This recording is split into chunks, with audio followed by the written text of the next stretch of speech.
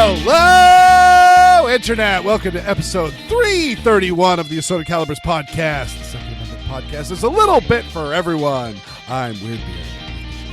She is the greatest hostess in all the world, and she was here before me. Aaron Paulette. How you doing, Aaron? Oh, geez. About Wednesday last week, I got hit with the I don't want to stick really bad. Ooh. And it sucked because I was being productive. I was on a roll. It's like, oh, I'm getting stuff done. And, oh, I wrote something, and this is really great. And then Wednesday happened, and I'm not going to go into a whole lot of details, but the car needed the alternator replaced, which sucks, and it's expensive, and that, it's like I had to wait an hour at the Carvette mechanic. Carvette. That's where my brain goes, man. No, I'm just pointing out now that that's the only thing I'm going to call my mechanic from now on. All right, fine. I'll tell the story. Why the hell not?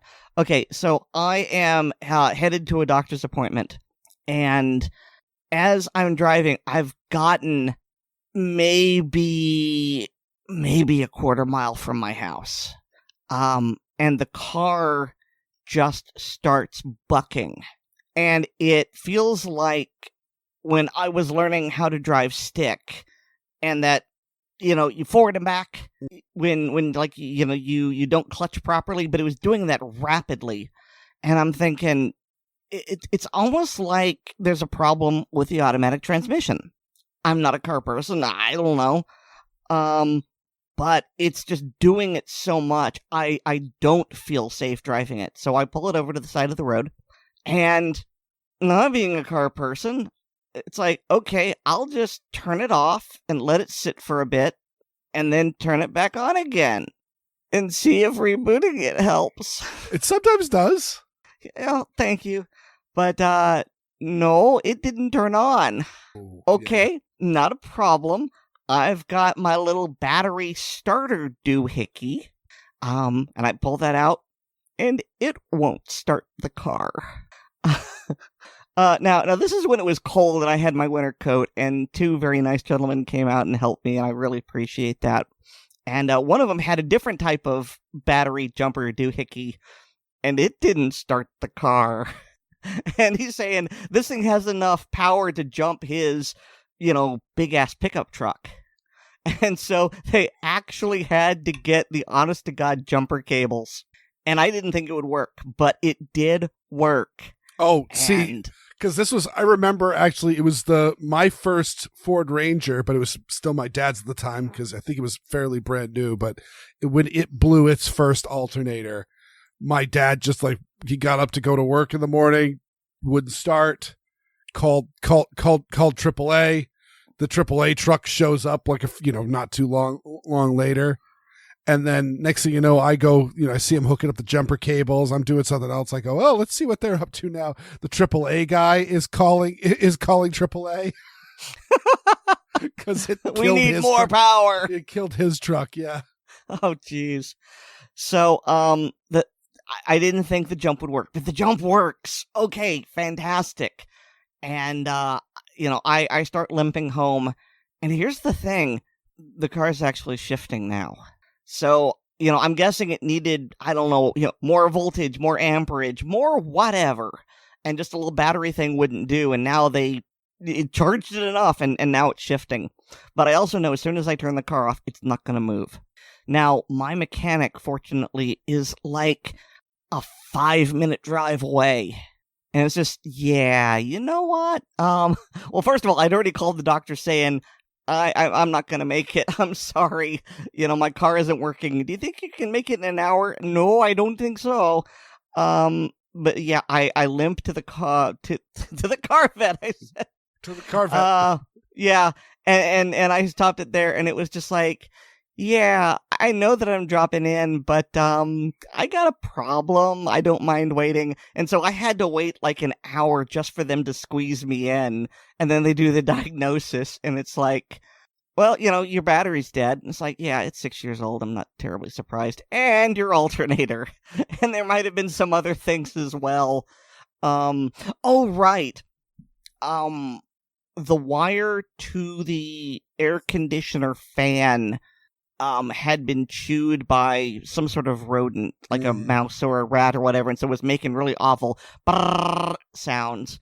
And I found out the reason for that because I was told that the coating that they put on those wires is made out of soybeans.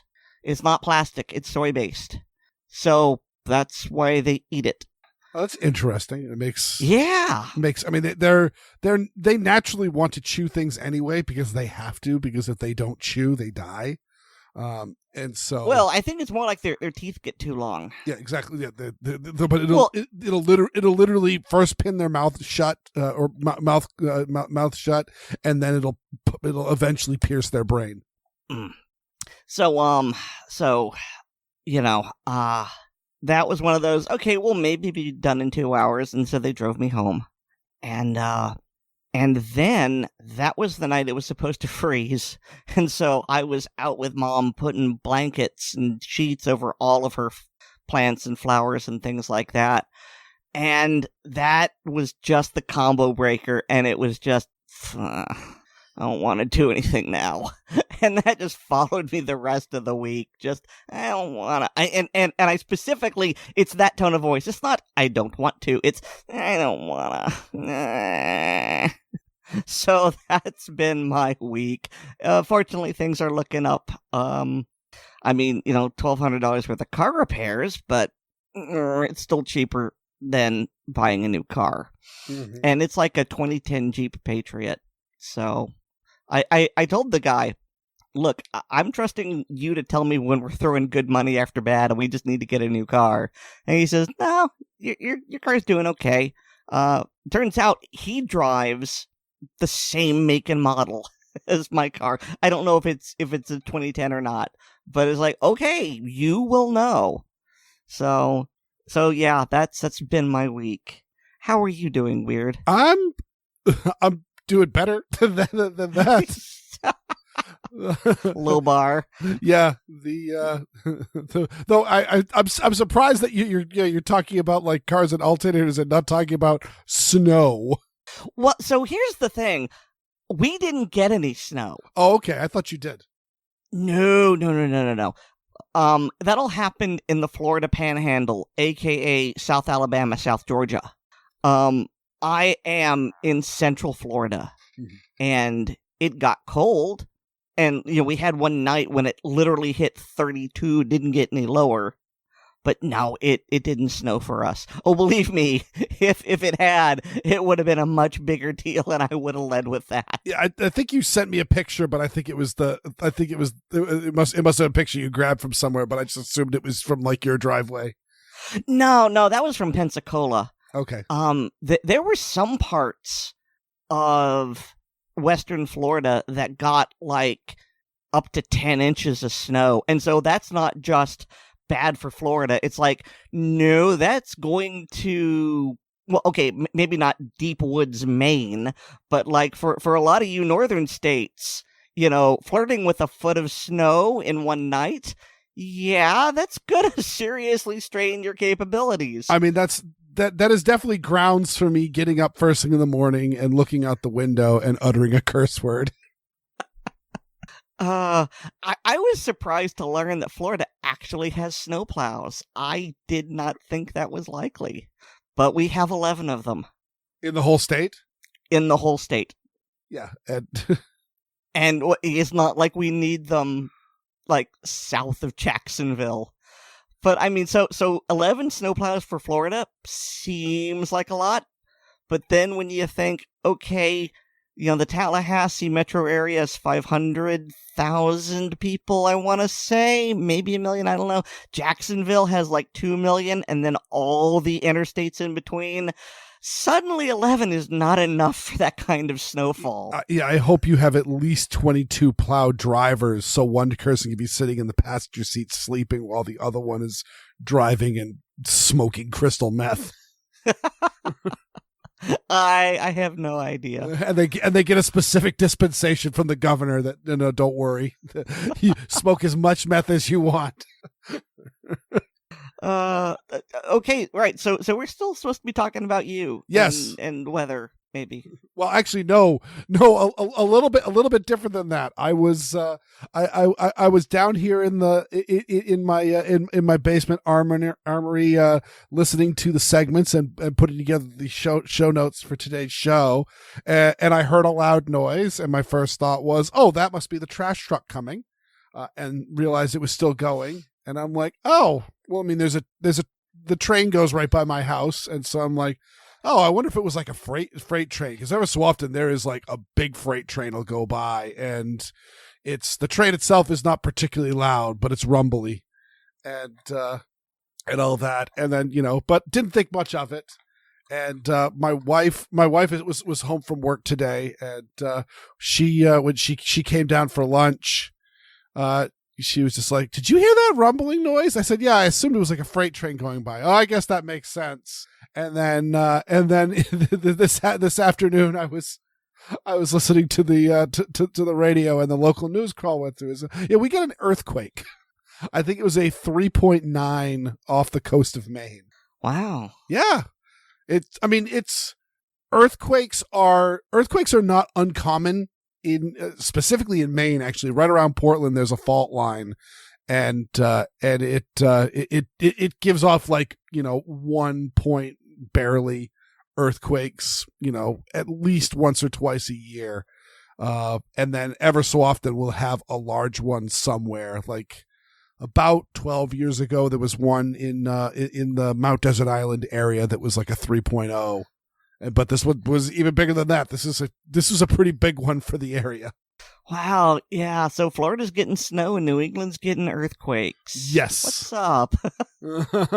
Please stand by for Gabriel's trumpet. Yeah, it's getting pretty weird out there. Well, I was doing a different transition. You know what? I'm gonna call it audible and go. Yeah, and speaking of weird, a federal judge has ordered that California needs to accept non-resident concealed carry permits. No, concealed carry permit applications. Yeah, There's a difference. Yeah, it's not reciprocity. They won't recognize you're out of state. But if you apply for a non-resident California carry permit, then if you are a member of the following organizations, they have to accept it and start processing it. So, I'm going to start off with the California Rifle and Pistol Association because they're heavily associated with Michelle and Associates, the law firm that Costas Morris works for, and great people. And I have confirmed that CRPA. It specifically says is for out-of-state applications, but yeah, you can be an out-of-state CRP member, no problem. Gun Owners of America, Gun Owners Foundation, which I'm out of the loop. I didn't know they existed. I don't know about you, Weer'd. You'll tell me in a moment. And the Second Amendment Foundation. So if you are a member of any of those organizations and you want a carry permit in California, now's the time. And if you've wanted a permit in California, just join one of these organizations and support them. Mm-hmm. So have you heard of Gun Owners Foundation? I have not heard of them. Do not know anything about them. Okay, cool. I feel less dumb now. I'm actually just Googling them right now. Gun Owners Foundation. Yeah. I mean, they've got the Minuteman as their logo, but I think there's a couple others that do that as well. But yeah, either way, congratulations, guys, and that's not. I did not have that on my bingo card. I feel like that's just going to be the overall theme for 2025. I mean, I don't like that you're right. May you live in interesting times. I mean, if it's just this level, it's cool. It's just, what's going to happen in crazy season. This isn't the crazy season. No, it's not. No, that usually happens in like late spring, early summer, I think. Okay. So yeah, you have changed the order of the topics, and that's cool. But I don't know where we're going after this. Let's talk about Chris Cheng. Okay, so bit of a backstory here, because honestly, the real story is there's a cool video on YouTube that lasts about 10 minutes. You should watch it. So, in my capacity as head of Pink Pistols, I was contacted by William Keith of Washington Gun Law. And if you haven't heard of him, you should fix that. You should listen to his, or watch his videos on YouTube, because they're short, to the point, and awesome. And he realized, no, actually, it wasn't Pink Pistols who was capacity as president of Blazing Sword. And there had been a previous video where he had read our AC brief where Ocean State Tactical was suing Rhode Island basically for their assault weapon ban and magazine capacity ban. And he mentioned that and was like, oh, hey, this is really cool, and this is well written, and this is a tactic I hadn't thought of. Awesome. And to use his own words, he was geeking out about it. And so then he contacted me on the Twix. And I thought that was really cool. And he asked if I was going to be at SHOT Show, because he was going to be at SHOT Show and he wanted to do an interview. Now, I wasn't going to be at SHOT Show. I should go at some point, but it's expensive and it's long, and it seems like everyone comes back from SHOT Show sick as a dog. But Chris Cheng, I'm just going to assume y'all know who Chris Cheng is at this point. He's awesome. He's on the Blazing Sword board of directors. And because he lives in California, it's a lot easier for him to go to Las Vegas for SHOT Show. And so I told Mr. Keith, I'm not going to be there, but Chris Cheng is going to be there, and he's awesome. I'm going to stop. It's Kirk, by the way. Aaron's bad with names. What have I been saying? Keith.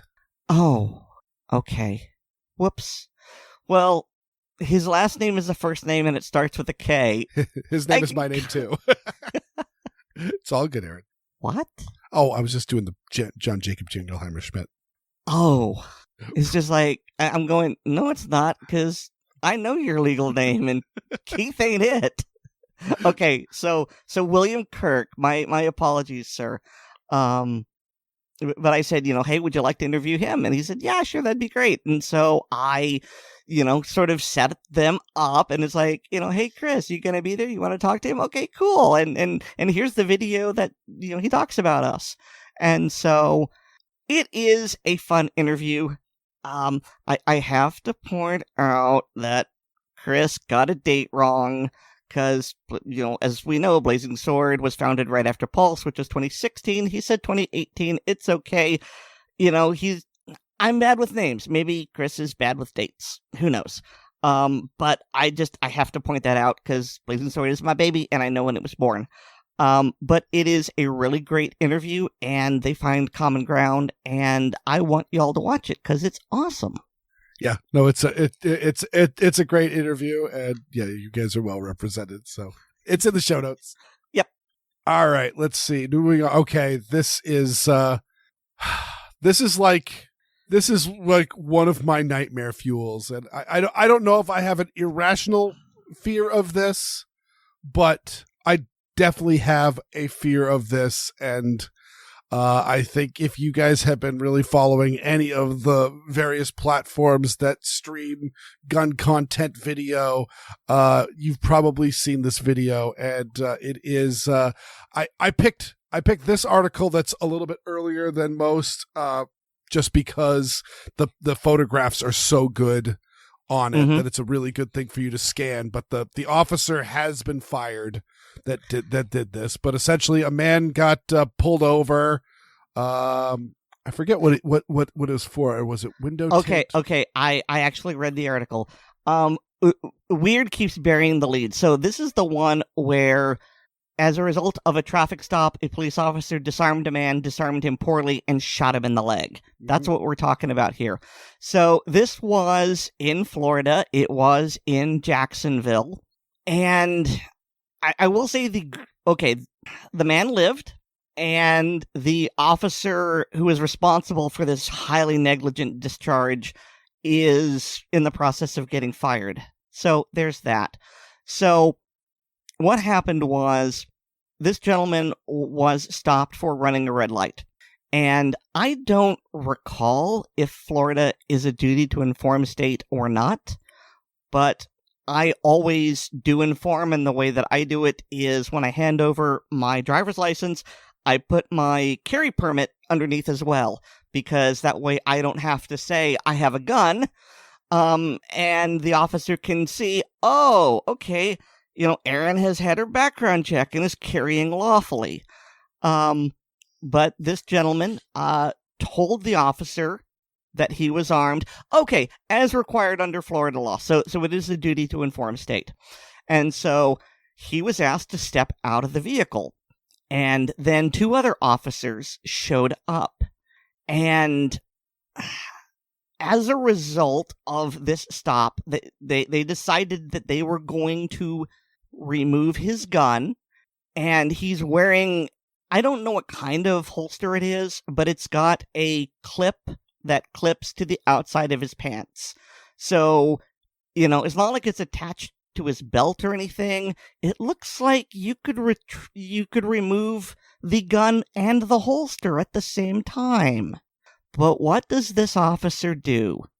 This officer reaches in and puts 2 fingers, not 1, but 2 fingers, the middle and ring finger, into the trigger guard as they are disarming the man, and of course the gun discharged, and the man was hit in the upper thigh, and the bullet exited his leg on the interior of his knee.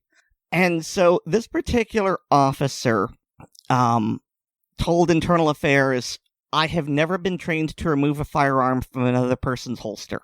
To which my reply is, then don't do it.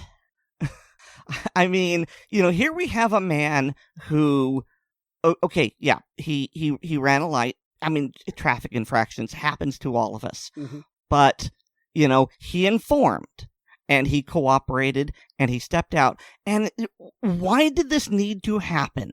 I'm guessing it's because one of the cops got scared that the man was carrying and they needed to disarm him. And then they made everything worse.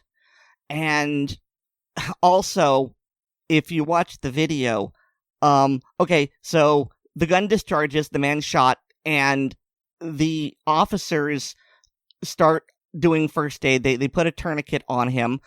And you know what happens to that gun? I mean, no, it doesn't get lost, but they just forget all about it. And it's just lying there. And I'm just saying that it would have been so easy for that gun to have gotten lost or stolen or whatever.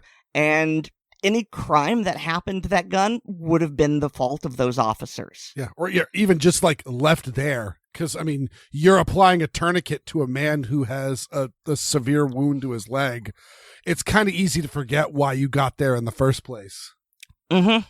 And yeah, this is, like I said, this is a nightmare of mine, especially since one of my preferred primary carry methods is a 1911 in a shoulder holster, a single action gun in a holster that I very specifically train various techniques to draw so that I do not flag my own arm.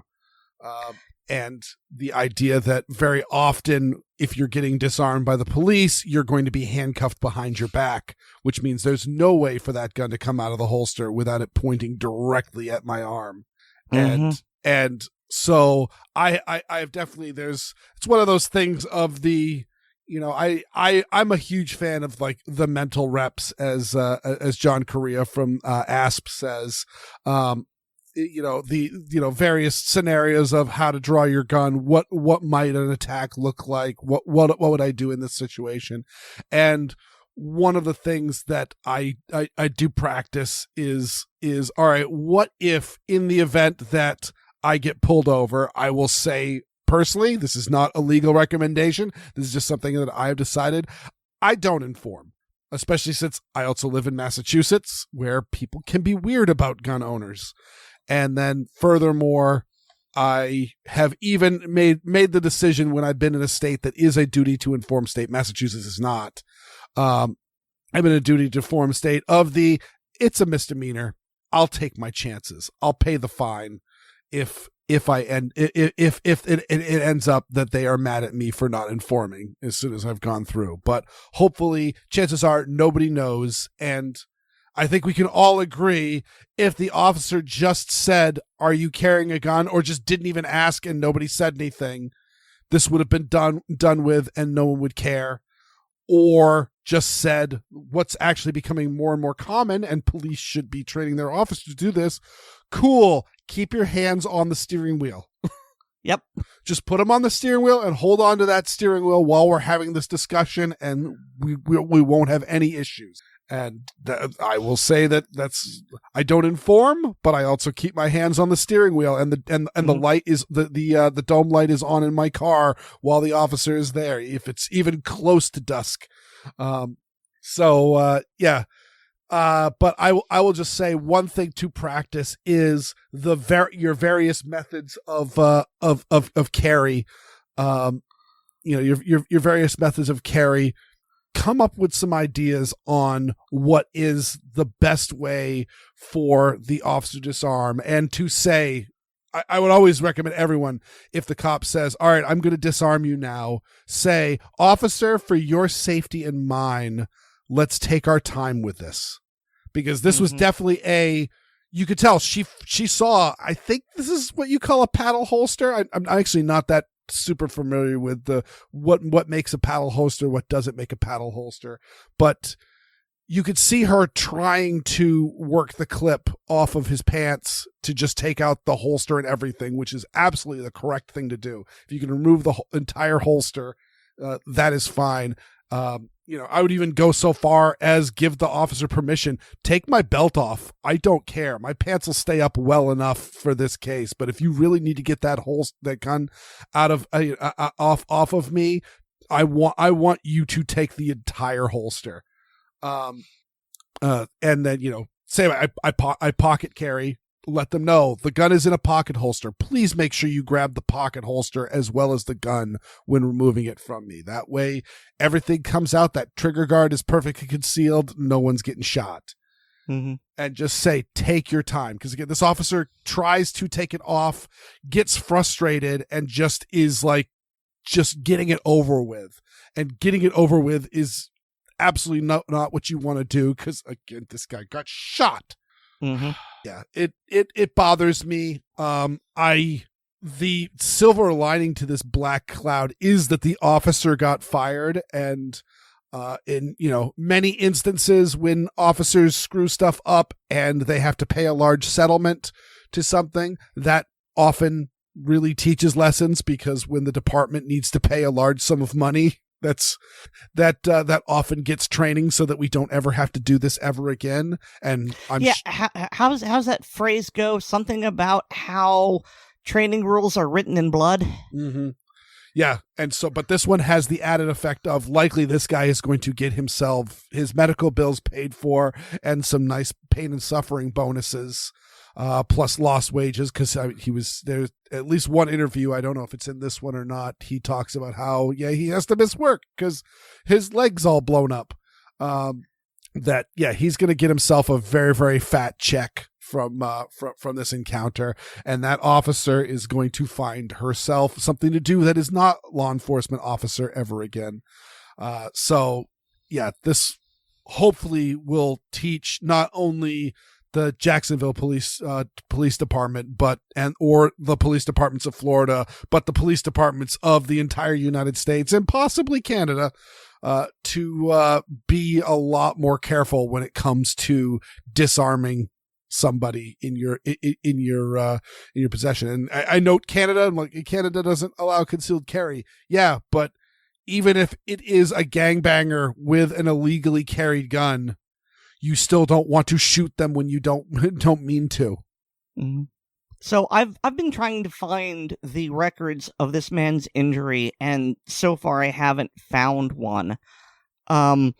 It's really good for him that it exited because, well, okay, we know how bullets work. I don't need to explain that. But I was worried that, it would be, completely destroyed such and such muscle. They said that it exited behind his knee. I don't know what sort of tendons or ligaments that it might have hit.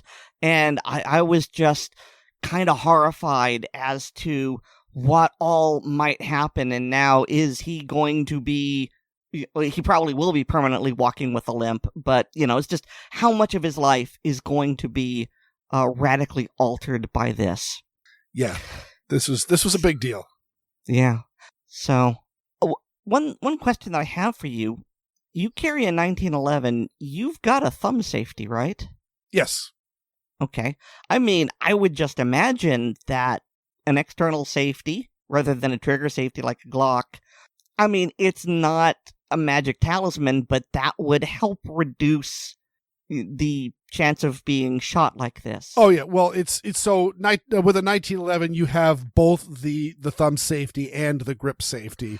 Now, not always. Some people have that pinned. Yeah, mine is functional, and okay, it's part of the drop safety as well. So pinning a Smith & Wesson 1911 grip safety, not a great idea. But so my advice on, okay, let's take our time, let's go real slowly on this.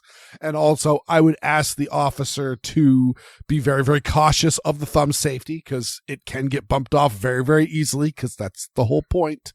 But also make sure, kind of do a finger and thumb grip on the gun, so that you are not grabbing it with a nice firm firing grip, because that will also prevent it from firing. And so that will keep us all safe. So yeah, there's probably no way for you not to point the gun at my arm while it's being drawn. And who knows what else. Again, police are not... People always talk about, guns should only be in the hands of trained people like police. And then, have you looked at the training that's required by police for guns? It's not a ton. So they're not really necessarily gun experts. You may get a police officer that is a gun expert, but that's because they like guns. So to just some ideas of making sure that, that even if they are a little sloppy with the muzzle and all that the gun is not going to go off. So yeah, it's just something for us all to think about, and definitely something for you to think about how you would say and what your preferred method of how you would like somebody else to take the gun off of you if it was need be. This could also go on the idea of, hey, you're driving and you didn't commit a traffic offense, but you got into a wreck and now you are injured and there are EMTs coming to take you. Probably a good idea to let them know that there's a loaded firearm on your person, and so therefore it might be a good idea to figure out what to do with that and ask them how to remove it. I mean, EMTs are real good about, we'll just cut everything off of your body. So yeah, your belt and your holster, and it's all just getting cut, and it's going to go in a big bag. I mean, on the one hand, yes, you need that to save lives, but yeah, we're just going to cut everything and too bad. I know people who have had really nice costumes, or, this one sort of precious souvenir. It's like, nope, cut. And I feel so bad for them. I mean, Kelly Grayson had a great story about responding to a police car crash, and recognizing the officer as someone who had run a particularly nasty speed trap, and pointing out the fact that, oh yeah, cutting his expensive cowboy boots and his tooled leather gun belt off was the now it's payback. You made me pay large sums of money. You're going to have to pay large sums of money now. I still wince at the loss of craftsmanship. Oh yeah, it's the destruction of wealth. So let's let us move on to something equally as petty. But an interesting idea. This comes from a friend of the show, Tom Knighton. Guns don't kill people. Canada kills people. And it is just pointing out the fact that Canada, long story short, Canada has a national healthcare service, and author Marco Close said it best of you can have the best healthcare in the world, you can have free healthcare, you can have speedy healthcare. Pick two. Mm-hmm. And Canada, by all means, has really good healthcare, and they have free healthcare, but it is amazingly slow, especially compared to what Americans are used to. We normally, the worst one is I have to, very similar to your car, I have to go and I have to wait for several hours before I can be seen, and then I get the care that I need. Versus no, I show up, I get triaged and stabilized and sent home and told to come back several days later for the care that I need. And this does result in a non-insignificant number of deaths. Let's see. Well, actually, the site that he says more than 15,000 people died in Canada in 1 year because they couldn't access the country's socialized healthcare system. So that is a big number. He also, but Weer'd. What does this have to do with the Second Amendment? Well, maybe you are getting. I think it's a great parallel. I read it as a parallel. We talk about the number of gun deaths that happen, and it's one of those their healthcare service has pretty much the same number as we deal with annually. Okay, well, they actually mentioned it in the article. Oh, well, what did I miss? Okay. So it says that close to 15,500 people died waiting for healthcare in Canada between April 1st, 2023 and March 31st, 2024. How many Americans were killed with a gun in 2023, which mostly lines up with this time period? 13,529. Mm-hmm. So the United States has more than 8 times the population of Canada, and their health service killed more than all of the quote-unquote gun deaths. And I thought that's why you were bringing it up, because otherwise, why would we be talking about this not Second Amendment thing? Yeah, well, that is the point that I saw. And again, guns don't people. Canada kills people. Tom Knighton, but yeah, and it is something to put into perspective. It's very similar to the people dying in the opioid crisis, and people make it seem like the firearms death is some sort of public health crisis, and it's one of those there is a lot of bigger fish to fry. Pivoting from that metaphorical fish fry to Carolina barbecue, figuratively, Weer'd once again speaks with John Richardson, this time talking about Hurricane Helene.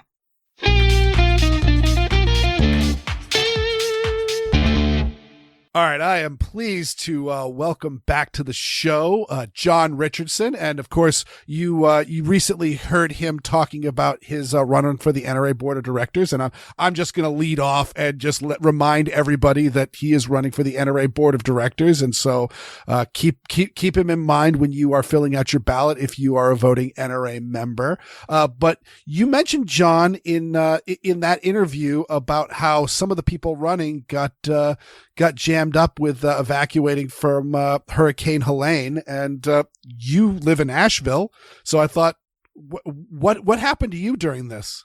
Well, we actually left town the Tuesday before Helene hit. We were doing grandparent duty. My daughter had something, then my son-in-law couldn't take care of the kids after school, and so we went down to help. And we could not get back. I think it hit on a Thursday, Friday. We could not get back until Wednesday. And even still, we could not get back directly because they had a landslide on Interstate 40. The other end, Interstate 40 along the Pigeon River going into Tennessee had been totally undercut. Half the road was gone for, like a quarter mile. And so it took us, we had to drive from the Piedmont down to Charlotte and go west from Charlotte and then come up like we were coming up from South Carolina to get home. In other words, you couldn't get there from here. And even you are well versed in Maine phraseology. Right. And even still, when we got back home, we had also known that our street had been closed because trees down.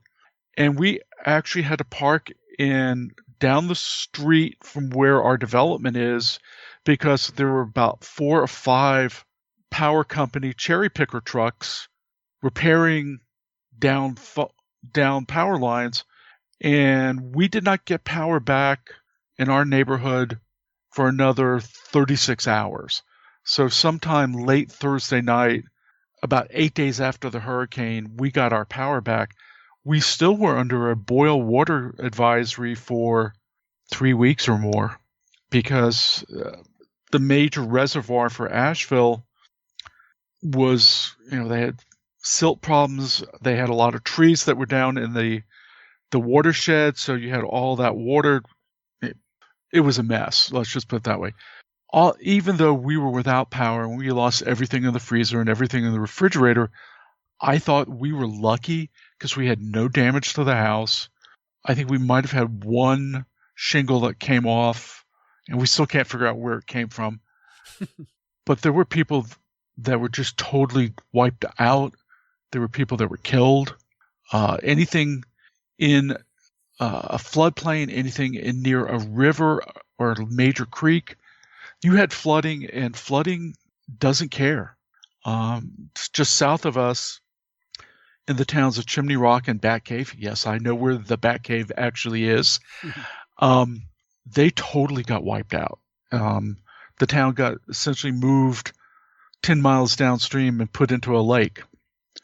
And the thing is you had the velocity of water was so strong. You had tons of rain. You had rain at 6,000 feet on the mountaintops coming down in narrow little valleys and then combining into one other larger narrow valley at about 1,500 feet above sea level. And you had 4,500 feet for that just to gain speed, and then it just came through and just wiped out everything in its path. And it happened over in Tennessee on the other side of the ridge, other side of the border, along the Nolichucky River. They had to evacuate people from the rooftop of a hospital. And so, yeah. And it wasn't just us, and we're still doing it. We're still trying to recover. In fact, the controversy this week was that FEMA, God bless FEMA, was paying for people who had been made homeless to stay in hotels. And then on probably the coldest night of the year, they say, oh, this is your last night. And people were being pushed out and they had nowhere to go. And then it's like, oh, no, we made a mistake. So we're going to give you 2 more days. Yeah, it's still not good. There are a lot of people that are homeless, especially in the eastern part of the county, in Swannanoa and Black Mountain. Further north, the Burnsville, Spruce Pine, the small, isolated mountain communities have really been hit hard. I talked to somebody that was in the town of Marshall, which was along the French Broad River, and he said, yeah, I was helping clean out some building, and we were taking it out in 3-foot tall blocks of mud. I have a friend of mine who runs a wonderful Army-Navy store called Old Grouches in Clyde, North Carolina, which is one county over. His building is 110 years old. It had never, ever flooded in 110 years. He had 3 feet of water in his store. And the water went from the river and crossed the major highway and partially flooded the fire department, which was a good quarter mile or more away from the river. So what rains on the top has got to go somewhere. Yeah, and like you said, the having it be in the mountains actually makes it worse because there's very little soil on those mountains. It's pretty much just bedrock, and yeah, it's just gonna move. Yeah, and there's so many trees were down, and the trees that were down that surprised me were mostly oaks and poplars and maples, huge trees. The ground liquefied and they just toppled over. You have massive root balls.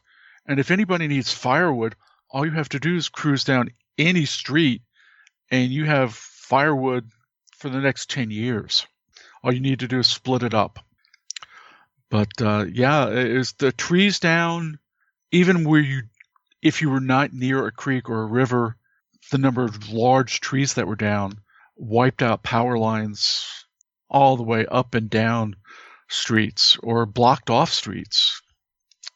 It was good to have I didn't need it, but if I needed it, I had my chainsaw, a gas chainsaw, not an electric one, gas.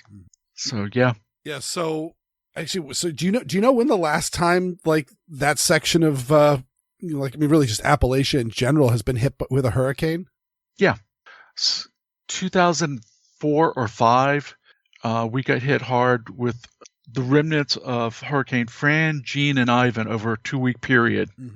And you had Biltmore Village, which is a low spot in Asheville near the entrance to the Biltmore House. Yep. You had cars floating upside down. And that was, about 20 years ago, a section of I-40, Interstate 40, going through the Pigeon River Gorge got wiped out. That got fixed. So about 20 years. Okay, yeah, but there was not nearly the same level of destruction.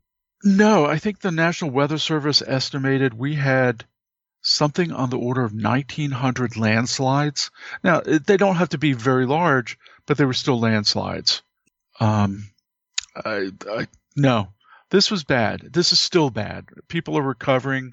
For example, there was a converted motel that was taken over by a Christian ministry and renamed the Veterans Restoration Quarters. And it provided emergency housing, some long-term housing for homeless vets, and it was just down the street from the VA hospital. The first floor was totally underwater. The bridge that was right next to it got washed away. I mean, we're talking a 4-lane concrete bridge just washed away. It has been put back up. So you have major infrastructure damage.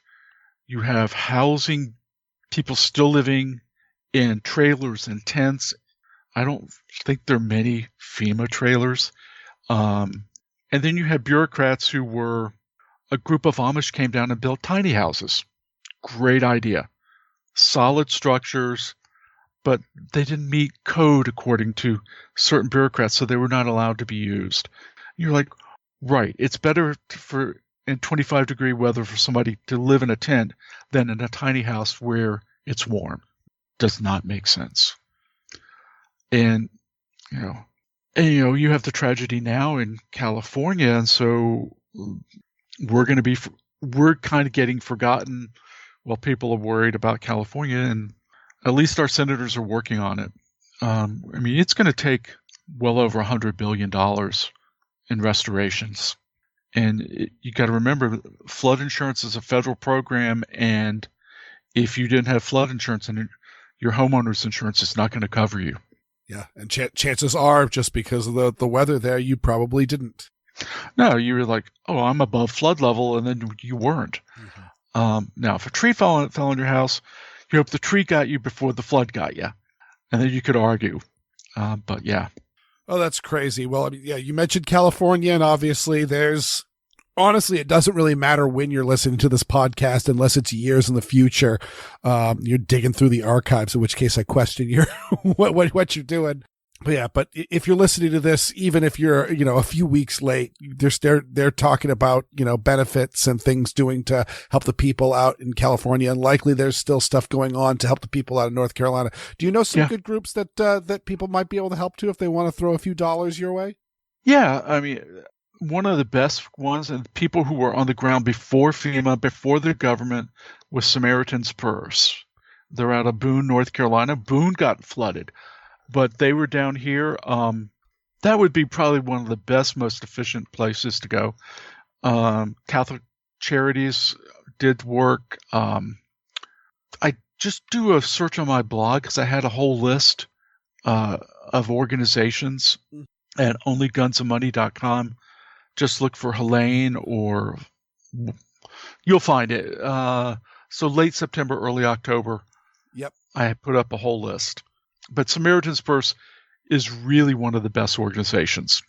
Well, that is really good to know because, of course, obviously when it comes to, I want to help, but there are some groups that do really, really good work and some groups that don't do as much. And we certainly want, if we're going to be donating, we want as much of it going to where it's needed as possible.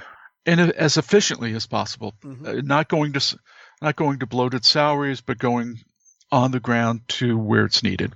Yep. All right. Well, give us one more plug for your NRA board of directors and tell us where we can find you. Well, for the NRA board of directors, look at electanewNRA.com. We're running a full slate of 28 people. We're trying to make sure that none of the cabal, that there's no spot left open for those who caused the trouble to get back on the board. And you can always go to my blog, onlygunsandmoney.com. So between the two, we'll be good. All right. Well, thank you so much, John. And again, keep North Carolina and California in your hearts, people. Absolutely.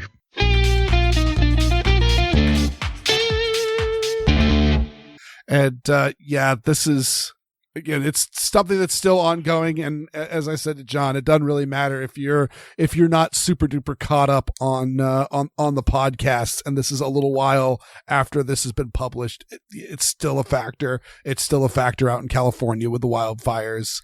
But yeah, go hop on the show notes. I have a post from John where he goes over a number of charities that are doing work in North Carolina, and I'm sure there's some others that are popping up as B. So yeah, if you've got a penny or two to throw in their direction, that would be absolutely well received. So switching from serious to a little bit more fun, Miles has decided it was time for a new gun, and it's a laser gun. Well, a Henry laser, which is considerably more old-fashioned.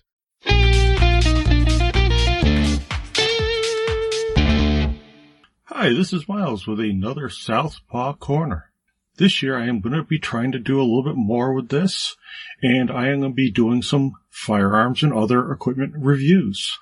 And the first thing I'm going to be working with is a Henry Supreme lever action rifle. I picked one up right around the first of the year because I had wanted one for a while, and one was coming available at my local gun store.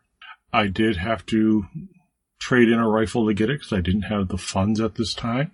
So unfortunately, Weer'd's favorite rifle that I owned, my M1A SOCOM, is no longer with me. But now I have the Henry Lever Action Supreme rifle, also known as Laser. This is, I will say, right off the start, probably the nicest rifle I've ever owned. I was very surprised at how smooth the action is and how perfect the trigger is. It is an adjustable trigger, but I don't think I'll ever touch the adjustment on it. I like it so much. So let's start right from the beginning with this and go back to what I think of it. And I will be mentioning a couple other products in this one that over time I'm going to review as well, but it's really about the rifle this time. So this rifle, like I said, it's a very nice lever action that takes regular AR-15 magazines. Primarily, it's designed around the not PMags, the Magpul magazines. And it comes with one 10-round one. And it does also come with a block so you can cut it down to 5 rounds for hunting purposes if your state allows you to hunt with it. And it does have a round limit. The first thing I will say about this rifle is, well, no, before I go and talk about how I liked it, I'm going to tell you about the features, just in case you didn't know. So first off, I'll start at the muzzle end and work my way back. The first thing you will see is that it is a threaded barrel, so you can use it with a suppressor. Granted, I do have the 5.56 NATO or 223 version, so not as many subsonic rounds as you would if you got the 300 Blackout version. But I wanted the 223. One, ammunition is cheaper, and I already have a bunch of it to begin with for my AR. So, that being said, the next thing as you work your way back, you'll notice at the front of the free-floated barrel is a fairly thick sight post. It's kind of, if you're looking at it from the rear, spire-like. It's a very needle spire, but it starts off very wide and is very durable. Then you get back to the receiver, or back towards the receiver, I should say, and you have your front sight, which they call their patent pending, I believe is what they say, trapezoid sight. So it's kind of a inverted notch. So it's narrower at the top and wider at the bottom, and that kind of wide spike of a front post fits in there very nicely, as long as you don't have terrible eyesight like I do. Then you get back to the receiver itself. On the top of the receiver, there's not much. It is drilled and tapped for pick rail, but it doesn't come with it. There is no exposed hammer, and the magazine release is a paddle style, kind of like an AK-47 style magazine release. It's a little winged paddle, so you can use it from either the left or the right. The lever has a nice throw, and it is engineered so that it does not interfere with the hit or interfere with magazines. I do not have anything other than 10-round magazines, but one of them, which is by HexMag, is a blocked 20-round blocked magazine. So it is a longer one, and it still doesn't hit the lever. It is a internal hammer, so it's fully enclosed at the back. There's not a lot of place for dust and dirt to get in there. And it does have an AR-style lugged bolt that you can see through the ejection port as you work it. At the back of the receiver, where the stock mounts, is your Cheng safety. So it's got a nice ambidextrous Cheng safety, a lot like the Mossberg shotguns have. Then it's got your nice walnut stock, ended with a nice cushion butt pad. And as I said, it's got a very nice, crisp trigger. Mine breaks with my Wheeler Pro trigger gauge right at 3 pounds. And there's no take up and no over travel. It is, you put your finger on the trigger, you're at the wall, you pull, and it breaks. No playing, no nothing. It just is there. The lever is very smooth, very clean. Granted, when under a full pressure of a full magazine, there's a little bit more resistance than when it's towards the end. And the one minor issue I had with it, and I say very minor, is if you load a full magazine in and then realize you want to take it back out, you do have to push up on the magazine as you hit the release to take some of the tension off the release notch or whatever you want to call it. So there is that minor thing, but how often are you trying to remove a full magazine or mostly full magazine from it? You're definitely never in a hurry, because I mean, if you're unloading it after a hunt because you didn't see anything or you only shot 1 or 2 shots, you can push up on it a little bit, hit your release, and take it out, no problem. And then you just have to eject the one that's in the chamber. As I said, my eyesight is terrible. So I was not able to get nice tight groups at even 50 yards with the sights because I was basically seeing double of the sight posts at the front. And it has nothing to do with the rifle. It just has everything to do with my eyesight and my glasses. If I could use the middle part of my trifocal lenses, I probably could see the front sight post nice and clear. but that is a very awkward position to shoot from with your head tilted back so you can see through the middle part of your glasses. It's not normal, and I don't think I could do it and still be accurate either. That being said, at 50 yards, I was still probably hitting about the size of a baseball. Wasn't terrible, but I know that rifle could probably do better with better person behind it or with an optic for me. Hence, I am putting an optic on it. I actually already have. It's taken me a couple weeks to record this episode, so I've already moved forward to the next step of this. This is my initial impressions, my first shots, if you will. So, the next step I am doing, I did order a pick rail for it. I will warn people that right now, every commercial site I went to did not have the Henry version or another one that fit it. And Henry didn't have it either. But I was able to go on to eBay, and there's a company called Northwoods in Minnesota, I believe, that had one that fit it. It specifically designed for it. They did, which was nice, and it did work it does fit perfectly. And I ordered from Swampfox a Trihawk Prism, 3X Prism sight, and mounted it on there, and realized the eye relief where I could mount it didn't work. It was too far forward from where I naturally hold my cheek to the comb. So that scope or that sight would not work. So I was trying to figure out ways to mount it differently to make it work, and I wasn't coming up with any good solution. And then I thought, well, you have a Swampfox Tomahawk 1-4 LVPO. Why not see if that will work? So I took them both out, laid them down next to each other, and said, yes, that will. The way that mounts, it puts it in a good place where I can get the proper eye relief. And vice versa, that 3X Prism sight will work perfect on the AR because the pick rail on the top of the receiver comes back farther so I can get it close enough to be able to use it. So I swapped them out, and that's what I'm going to be doing. Is I'm going to be, hopefully on Tuesday, I will be going to the range and zeroing the scope with the Henry Supreme rifle and seeing what happens. And hopefully I can get some nice groups and report back in a week or two about how things are going with it.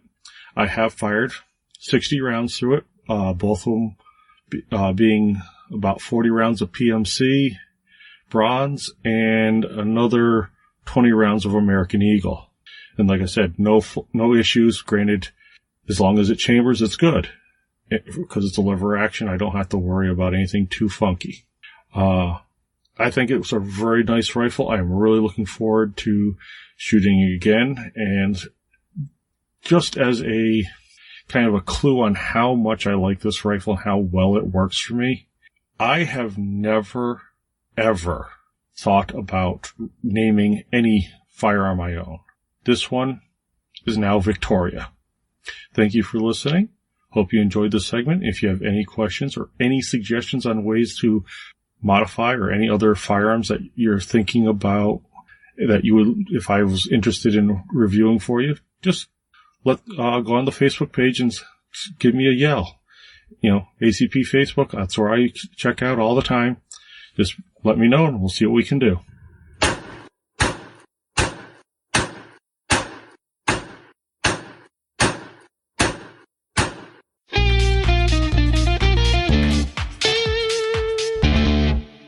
I mean, okay, it's catchy, but LASR pronounced laser for a lever gun is, I'm not really sure what word I'm looking for. Kind of a false advertising, definitely anachronistic. I'm just not a fan of the nomenclature. Yeah, it is a little bit of a clash because if anything, it's really more steampunk in the fact that a lever action that takes PMags, kind of cool. Yeah. And Miles is joking. I'm not a huge fan of the M1A platform, but his actually did shoot his, and it was a fairly nice shooter. But I I'm reminded of I had an AK for about 6 months and realized that I don't really like AKs. Sold it, used the money to buy my FAL, and do not regret it at all. And it sounds like Miles is not regretting his choice either. But yeah, this seems really, really cool. Yeah, we gotta get together and do some shoots and though I gotta say I realized that they make them in 300 Blackout and I love the 300 Blackout cartridge, and that would both make a really, really good suppressor host, given that it's not a semi-auto, so that the action is not cycling while the bullet is going down range. Of course, suppressors are illegal here in Mass, but it would everything's illegal in Massachusetts. Everything is illegal in Massachusetts. But I will also note that the ballistics of the 300 Blackout Supersonics is pretty darn close to 30-30, and so anything where a 30-30 lever gun would work, the 300 Blackout version would work just as well. All right, Aaron, I know you're not a huge fan of revolvers because you consider them outdated technology. What is your opinion on lever guns? So, I mean, I know where you're going. I mean, they're not my first choice, but I do think they can be neat because if you get one that's chambered in a pistol cartridge and basically turn it into a pistol caliber carbine, and then you can load like 357 Magnum or 44 Magnum out of a rifle, I think that would be pretty cool. Yeah, they are pretty cool. And yeah, 44 Magnum out of a rifle length barrel is some very impressive ballistics. Freaking freight train, I would imagine. Oh yeah, I mean, I know several people who have 44 Magnum lever guns as their deer rifles, and it is just as good as the aforementioned 30-30. For this final segment, I've decided that I'm just going to tweak Weer'd's nose and title it Hammer Spring.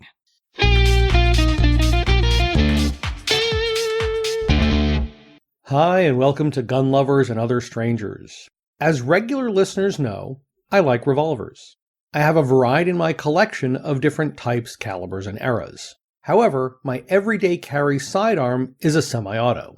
The question came up, why don't I carry a revolver if I'm so fond of them? So in this segment, I'd like to talk about the pros and cons of handgun-type carry options. Revolvers were the carry option of choice for many years. At first, because they were the only reasonable option. Later, because of reliability issues with semi-autos, some of which were real, others exaggerated, or even false. So what are some of the benefits of carrying a revolver? While the internal mechanism is considerably more complicated than a semi-auto, the manual of arms can be easier to teach a novice. There's a reason revolvers are referred to as the original point-and-click interface. Making a revolver safe, by unloading and showing clear, are extremely simple. All that's needed is to open the cylinder, which involves operating a single control. When shooting, if a bad round makes it into the cylinder, just pull the trigger again and a fresh cartridge is presented for firing. Exposed hammer revolvers can be fired in either single or double action mode depending on the importance of fast or accurate shots in that moment. With a double action only revolver, shooters can do what's called staging the trigger. This involves easing the trigger almost all the way back, pausing before the hammer drops, refining the sight picture, then pulling the trigger the last little bit to fire. This does take some practice, but it's quite feasible. Finally, double action only models are almost impossible to snag during a draw from concealment. Then there's the other side of the coin, the downsides of revolvers. Number 1, capacity is limited. Most revolvers commonly used for defensive carry hold 5 or 6 rounds. There are some that have greater capacity, but most of those are simply too big for the majority of people to conceal well or comfortably. In addition, due to the cylinder, revolvers are bulkier and correspondingly can be harder to carry concealed for many people. Reloading is slower, if using loose rounds, considerably slower. Slightly better with a speed strip, and faster still with a speed loader. However, all these methods are inherently slower than replacing an empty magazine. Revolvers generally have greater height over bore, meaning the barrel is farther above the hand than with a semi-auto. This gives the revolver more leverage to raise the muzzle during recoil, slowing follow-up shots. All else being equal, a revolver of similar weight and caliber will generally have more felt recoil than its semi-automatic cousin. This is due to several features. In part, the movement of the slide acting as a shock absorber, also the distribution of mass. Mechanical reliability with modern, reasonable quality firearms of all types is excellent. However, if something does go wrong with the mechanism of a revolver, the trouble can range from a minor timing issue, which means the bullet will likely shave some of its mass when passing through the gap between cylinder and barrel, to complete mechanical lockup requiring the services of a knowledgeable armorer or gunsmith. Some of these failures can even cause serious damage to the firearm. Interestingly, the benefits of semi-auto pistols are nearly all a mirror image of the downsides of revolvers. Even compact semi-autos generally start at 6+1 rounds of capacity. This means 6 cartridges in the magazine and 1 in the chamber. There have been some semi-auto carry guns that hold less ammunition, but they're pretty uncommon. The most popular carry gun in America these days is the SIG P365, which in its smallest configuration holds 10+1 rounds of 9mm ammunition, just over twice as much .38 Special as the classic Smith & Wesson J-frame holds. Larger carry guns, such as the Glock 19 or Smith & Wesson MP9 Compact, hold 15 rounds of 9mm in a single magazine. Semi-autos are usually thin in profile, in some cases extremely thin. This makes them easier to conceal comfortably. Reloading is easy, and with only a moderate amount of practice, quick. Due to their design, when held properly, the barrel axis of most semi-autos is fairly close to the shooting hand, reducing muzzle flip and consequently reducing the time between follow-up shots. Of course, contrary to a certain company's advertising, no mechanism is perfect. One of the most common complaints I hear about semi-autos from students, particularly smaller statured women, is grip size. Revolver grips can be extremely slim, especially on something like a Ruger GP100 or SP101. On the other hand, autoloaders have to be at least as big as the magazine, and many designs also need to leave some space for the mainspring, or as Weer'd calls it, the hammer spring. With double-stack magazines, especially in larger calibers, this can result in a fairly chunky package, and makes getting a proper grip more of a challenge for someone with smaller hands. The next big issue people can have with autoloaders is working the slide. With few exceptions, as guns get smaller, the force required to fully retract the slide increases. This can make the tiny pocket pistols in proper social calibers like 9mm a challenge for people with hand and upper body strength issues. Arthritis can play a part in this as well. While magazines generally hold more rounds than cylinders, loading them can be a challenge, especially for people with the aforementioned hand strength issues. Products like the Maglula by Maglula or the Gun Nutz bullet loader tray can help with this task considerably. Finally, mechanical issues. There are several different springs in even the simplest semi-auto, and if something does go wrong with any of them, it can affect function and reliability to a considerable extent. Thankfully, the springs most likely to wear out or weaken are magazine and recoil springs, which are also among the easiest to replace. I'm not going to tell anyone what they should or shouldn't carry. That's a very personal decision, and everyone has to balance their own comfort, needs, and skills. Whether they choose a revolver or semi-auto, as long as they practice regularly and maintain their firearm properly, they should be good to go. That being said, there are good reasons the vast majority of carry guns are semi-autos these days, and why, no matter how much I like my wheel guns, the holster on my side is almost always filled with a bottom loader. Have fun and safe shooting. I need you to think about something. There is absolutely nothing wrong with a revolver. We defended ourselves for decades with these guns. That about wraps up this segment. If you have any questions for me or suggestions for future segments, or a comment on a past segment, please post them on the Assorted Calibers Podcast Facebook or MeWe pages, and Aaron or Weer'd will make sure I see them. I'm also a contributor on the Blue Collar Prepping blog, which can be found at bluecollarprepping.blogspot.com. Finally, I'm a published author, and books with my stories can be found on Amazon under the names Brena Bock and David Bock. That's all for now. Thanks for listening. I'm David, and this is Gun Lovers and Other Strangers.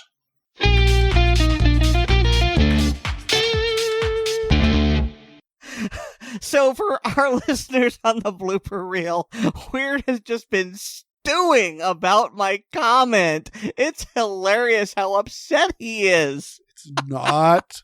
A hammer spring.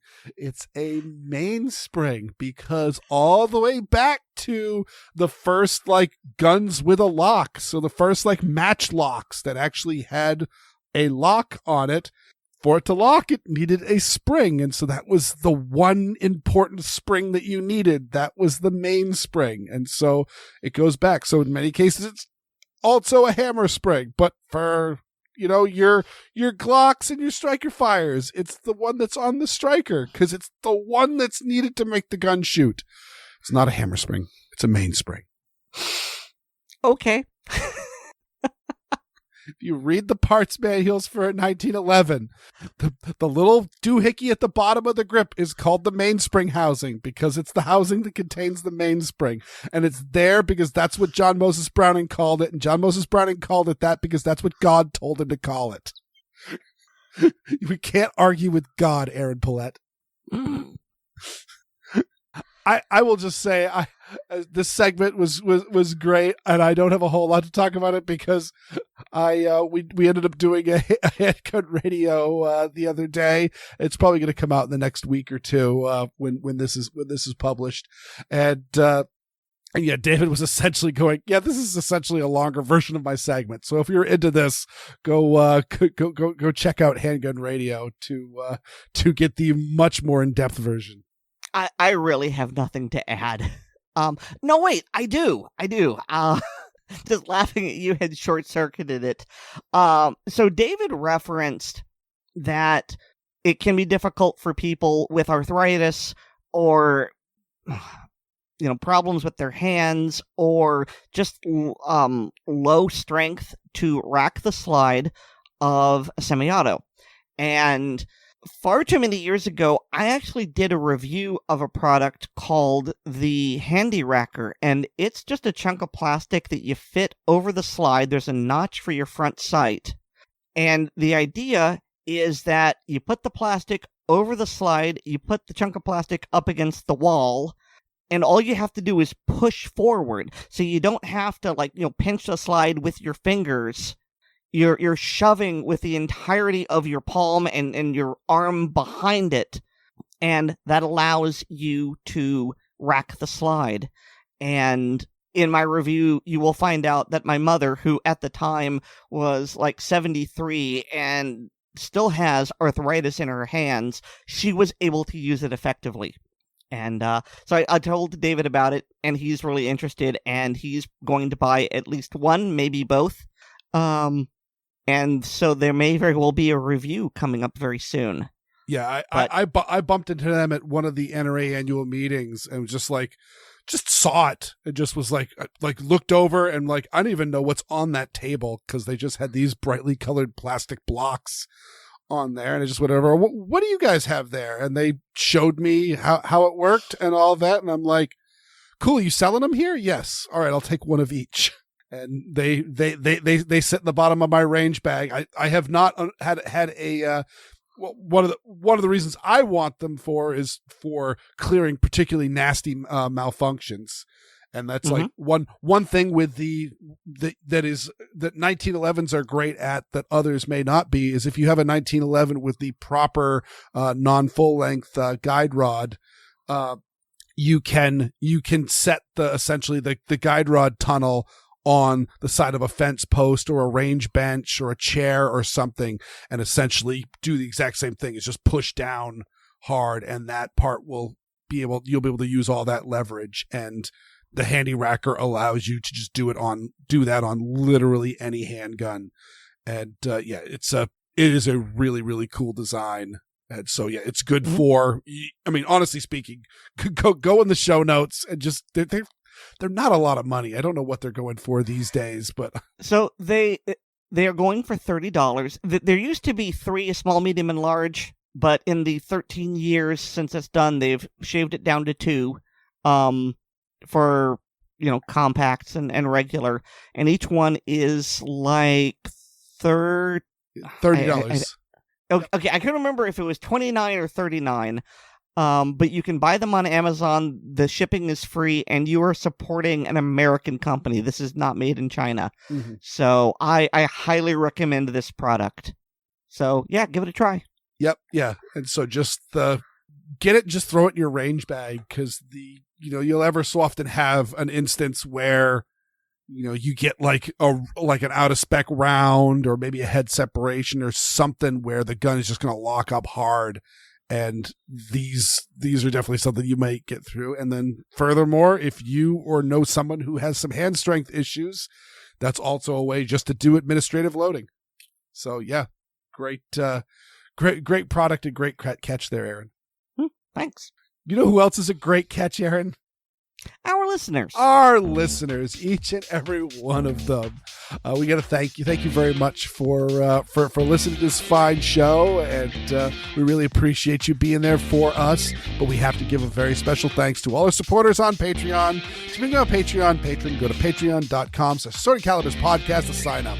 You get early release of the podcast, plus bonus content like our hilarious blooper reel that is going to be jam-packed with this episode. Also the ACP film tracks and the ACP mag cover. Also, please remember to rate us on Apple Podcasts and Pocket Casts, subscribe to us on the platform of your choice, and share the show with your friends, both online and off. I've got a blog. It's weerdworld.com. That's WEERDworld.com. And you can hear me weekly on Handgun Radio on the Firearms Radio Network. And you can get more from me at Linktree/Aaron Paulette. That's linktree.ee/Aaron Paulette, all one word. And thanks to Nate Spencer for our music. So, are you familiar with the whole, he's a such and such, she's a such and such, together they fight crime? Yes. So I feel like if we were in that case, our code names would be Handi-Racker and Hammer Spring. Our code names are Assorted. He's fuming, and so's our podcast. Good night, everyone. I'm not pleased. Shut up, you're totally pleased.